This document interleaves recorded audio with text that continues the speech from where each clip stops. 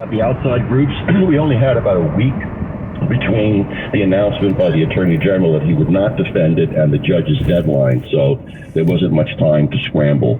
But I am committed to reintroducing this bill with changes that will align with whatever the judge said was problematic constitutionally.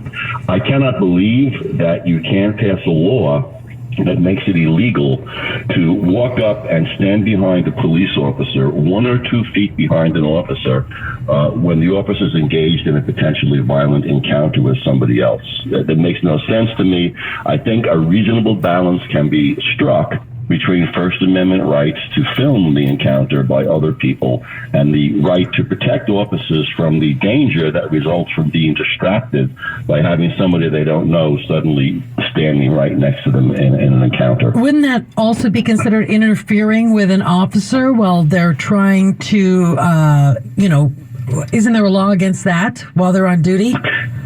There is, but this does not constitute interference, and that's the problem. I even debated an ACLU lawyer who made that argument, and I said, so you're saying that if somebody walks up, doesn't step between them, doesn't push somebody away, but just stands next to the officer, that under the existing law is interference. And the ACLU lawyer would not say it was interference, because it's not interference. It's creating a dangerous, close distraction. And that's what I'm trying to stop. Because if you're a cop and somebody comes up right behind you when you're trying to arrest somebody, you don't know if this is a friend or an accomplice, and you're going to be attacked.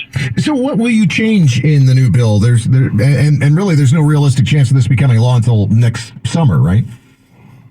Correct on the timetable. I'm going to wait and see exactly what the judge states are the reasons for it being a problem. My suspicions are that it's because I only mentioned videotaping, because that's actually where the problem is, and that's some sort of a content discrimination. So I may have to expand it to larger activities. Yeah, and back to what Jamie was kind of mentioning here, why not just a law that says citizens, no matter what they're doing, have to remain 8 feet away from any police situation?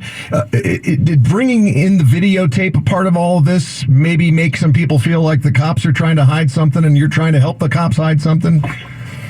Well, 2 things. First, I think you're correct. I think just simply saying that anybody has to stay 8 feet back. By the way, my law is very specific. The person who's standing within 8 feet of these encounters has to know it's such an encounter, has to be told by the cop it's such an encounter, and then refuse to go 8 feet back. Okay. So people just passing by aren't going to be swept up and arrested.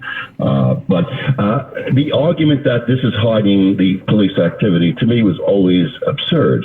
Because from 8 feet, you probably get better footage of what's going on. Because from 8 feet, with today's cameras, you get an excellent image and you can zoom. And in addition, you probably pick up the whole encounter of everybody involved, which could be germane to any accusations, versus being a foot away and just having the chest of a person. So I don't think we can't film from 8 feet was ever a legitimate, valid argument against my bill. One of the arguments against this is in these riot situations, or when you have a large gathering of people and then the police declare it, an unlawful gathering. You can't really step 8 feet away if you're part of the news media and you're trying to videotape.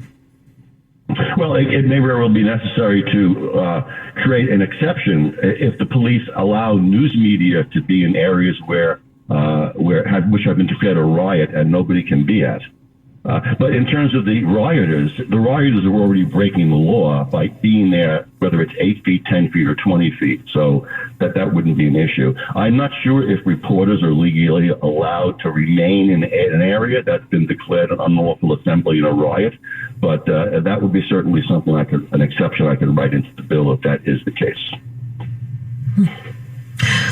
Well, thank you very much, John Kavanna, state lawmaker, and talking about it. Right now, it appears the new state law is dead in the water, but you have plans to reintroduce it in the next session. To paraphrase some great historical figure, I shall return. All right. Thank you so much for joining us this morning. Thank you. Bye-bye. John Kavanna came out his mouth, guys, Dan, who is meaning that he's gonna actually go through this. He's gonna do the same process next summer, I guess. So be ready. As of right now, this is shut down. HB 2319 shut down.